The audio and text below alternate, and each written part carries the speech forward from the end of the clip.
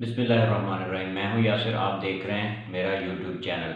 आज हम बात करेंगे जो हामिद मीर साहब ने 24 न्यूज़ को एक इंटरव्यू दिया है, उसमें उन्होंने जनरल बाजवा के बारे में बहुत सारे इंकशाफात किए हैं। सबसे पहले उन्होंने ये बताया है कि उसमें जनरल बाजवा साहब ने कश्मीर का सौदा किया था। उसके बाद उन्होंने कहा कि जनरल बाजवा ने हमें 25 के करीब सहाफ़ियों को बुलाया और ये कहा कि हमारे पास लड़ने की काबिलियत नहीं है, हमारे पास लड़ने के लिए डीज़ल नहीं है, और जो तोपें हैं वो चलाने के काबिल नहीं रही, और जो टैंक है उनको जंग लग चुका है। तो हामिद मीर साहब ने कहा कि जनरल बाजवा ने ये बात 25 सहाफ़ियों के सामने कबूल की थी। हालांकि उन्होंने कहा कि एक आर्मी चीफ जो होता है वो GHQ में रहता है, उसे बहुत मराद दी जाती हैं, वो आवाम के टैक्स के पैसे से शाहाना ज़िंदगी गुजारता है, और उसके बाद जब रिटायर होता है तो उसे डॉलरों में पेंशन दी जाती हैं। तो उन्होंने कहा हमारी समझ से बाहर था कि ये बात वो कैसे कर रहे हैं। तो आगे उन्होंने कहा कि जनरल बाजवा एक बज़ाहिर बुज़दिल इंसान थे, लेकिन उन्होंने ये ड्रामा रचाया हुआ था कि वो एक दिलेर इंसान हैं। तो उन्होंने कहा हालांकि ये बातें करने की नहीं थी जो उन्होंने की। उन्होंने कहा कि थोड़ी देर पहले ही हमने 2019 में इंडिया के दांत खट्टे कर चुके थे, उनके 2 त्यारे गिरा दिए थे और उनका एक पायलट भी हमने पकड़ लिया था। जब जनरल बाजवा ने सीज़ फायर किया लाइन ऑफ कंट्रोल पर, तो मोदी साहब पाकिस्तान का दौरा करने वाले थे। तो इसके बाद जब ये बात पता चली फॉरेन मिनिस्टर को, शाह महमूद कुरैशी साहब को, तो उन्होंने एक स्टैंड लिया और उन्होंने कहा कि ये बात आपने हमसे छुपाई है और हमें क्यों नहीं बताई। उन्होंने कहा कि मैं दाद देता हूँ शाह महमूद कुरैशी साहब को कि उन्होंने इस बात पर स्टैंड लिया कि हमने मोदी को यहाँ नहीं आने देना, वो कश्मीर में जुल्म कर रहा है। उन्होंने कहा कि उन्होंने जनरल सेक्रेटरी को साथ ही नहीं बिठाया, जो पिछले फॉरेन जनरल सेक्रेटरी रह चुके हैं उनको भी साथ बिठा लिया, तो जिसकी वजह से जनरल बाजवा को बहुत मायूसी हुई और जनरल बाजवा फॉरेन मिनिस्ट्री में गए और पूरी अपनी फ़ौज लेकर गए और वहाँ जाकर धमकियाँ देते रहे। तो जिसकी वजह से यहाँ से उनमें और इमरान खान में इख्तलाफात पैदा हो गए। तो इससे यही बात साबित होती है कि जो इयाज सादिक ने पार्लियामेंट में खड़े होकर कहा था कि जब इंडिया हम पर हमला करने वाला था, उन्होंने कहा कि जब हम उस इजलास में शरीक हुए जो हुकूमत और फौजी क़यादत ने बुला रखा था, तो उसमें हमने देखा कि जनरल बाजवा की टांगें काँप रही थी। तो इसका मतलब है कि अयाज सादिक का वो बयान जो उन्होंने पार्लियामेंट में खड़े होकर दिया था वो बिल्कुल सच है कि जनरल बाजवा एक बुज़दिल इंसान थे। ये बाजवा डॉक्ट्राइन नहीं बल्कि बुज़दिल डॉक्ट्राइन चला रहे थे। तो नाज़रीन, आपने इनके धोखे में बिल्कुल भी नहीं आना। ये हाफ़िज़ साहब अपनी इमेज बिल्डिंग करना चाहते हैं। तो इमेज बिल्डिंग आर्मी 2 ही तरीके से कर सकती है, या तो पहले आर्मी चीफ को बुरा भला कहा जाए या फिर जंग के ज़रिए से। तो इसकी वजह से हामिद मीर साहब को लॉन्च किया गया है कि वो ये बातें अपने इंटरव्यू में करें कि ये मुआहदा जो कश्मीर पे हुआ है ये जनरल बाजवा साहब ने किया है। तो इस वजह से हामिद मीर साहब ये बातें कर रहे हैं। अगर हामिद मीर साहब इतने ही मुहिब्बे वतन पाकिस्तानी थे तो ये बातें हमें 3 साल पहले भी बता सकते थे।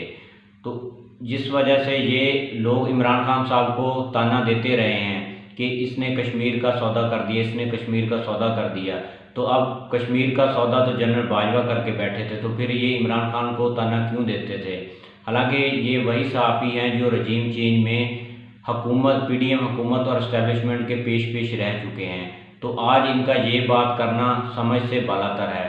तो यही साबित होता है इससे कि इनको फ़ौज ने लॉन्च कर दिया है।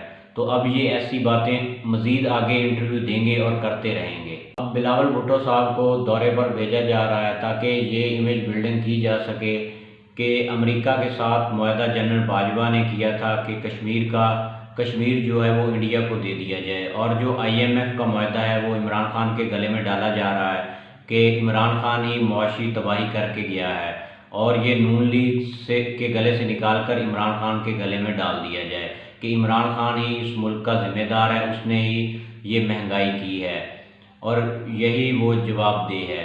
तो जिसकी वजह से ये एक प्लान तैयार किया गया है बहुत बड़ा, क्योंकि इनको पता है कि अब सुप्रीम कोर्ट तो यही कहती है कि इलेक्शन में जाओ, और ये लोग इलेक्शन से भाग रहे हैं। तो इसी वजह से ये मुख्तलिफ बंदे लॉन्च कर रहे हैं। आप देख लें कि कासम अली शाह और नासिर मदनी साहब और हामिद मीर साहब और कई बंदे इन्होंने लॉन्च किए हैं जो कि बिल्कुल भी आवाम में पजीराई नहीं ले सके और उनको मुंह की खानी पड़ी है और वो चुप करके बैठ गए हैं। लेकिन हामिद मीर साहब एक सहाफ़ी हैं, लोग उनकी बात सुनते हैं, तो इस वजह से इन्होंने एक बड़े पैमाने पर ऑपरेशन शुरू किया है कि ऐसे लोगों को लॉन्च किया जाए जिनकी लोग बात सुनते हैं। तो इस वजह से हामिद मीर साहब को लॉन्च किया गया। तो आप देख लें कि कल का कोहराम मचा हुआ है और उस कोहराम के बाद लोग ये सवाल पूछ रहे हैं कि क्या ये जनरल बाजवा ने किया है। ये बात सच है कि ये सारा जो किया धरा है ये जनरल बाजवा का है, लेकिन ये 3 साल बाद बता रहे हैं हामिद मीर साहब ये इनको लॉन्च अब किया गया है, पहले नहीं किया गया था, क्योंकि पहले जनरल बाजवा आर्मी चीफ थे। हामिद मीर साहब ने एक और बड़ा इंकशाफ किया है कि जो जनरल इलेक्शन हैं वो अगस्त में ही होंगे। सुप्रीम कोर्ट और पीटीआई जो मर्ज़ी कर ले, ये जो फैसला हो चुका है, ये बड़े पैमाने पर हो चुका है कि जनरल इलेक्शन अगस्त में ही कराने हैं। तो फिर जो मर्ज़ी इस मुल्क में कर ले तो जनरल इलेक्शन अगस्त में ही होकर रहेंगे। तो अब सवाल ये बनता है कि क्या 7 लाख बहादुर फ़ौज का जो कमांडर है वो क्या बुज़दिल हो सकता है, जिसको आवाम के टैक्स के पैसे से इतनी मराद दी जाती हैं और फिर वो बड़ी बड़ी गाड़ियों में घूमता है और बड़े बड़े घरों में रहते हैं, तो इसके बावजूद उनको इतना प्रोटोकॉल दिया जाता है। क्या वो पाकिस्तानी फ़ौज का कमांडर इतना बुज़दिल हो सकता है? कभी भी नहीं हो सकता। लेकिन बाजवा साहब एक बुज़दिल इंसान थे और ये बात आज साबित हो रही है। और हामिद मीर साहब ने रजीम चेंज पर एक मोहर लगा दी है कि रजीम चेंज उस मुल्क में हुआ था। आहिस्ता आहिस्ता आप देख लें कि किरदार खुलकर सामने भी आ रहे हैं कि रजीम चेंज में कुछ लोग बहुत पेश थे।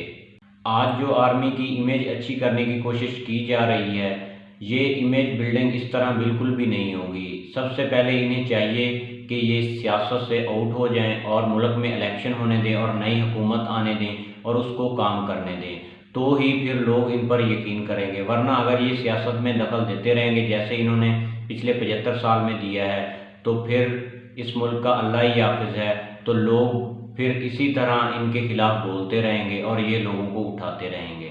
जो पाकिस्तान की आवाम है वो कभी भी अपने आम सिपाही से नफ़रत नहीं करती, बल्कि वो उनसे मोहब्बत ही करती है। नफ़रत सिर्फ वो इस तरह के जर्नलों की वजह से फ़ौज के साथ करते हैं। तो वो जो बॉर्डर पर खड़े होकर फ़ौजी जवान अपनी शहादतें पेश कर रहे हैं उनको हम सलाम पेश करते हैं, लेकिन इन जैसे जर्नलों की वजह से फ़ौज और मुल्क का नाम बदनाम हो रहा है।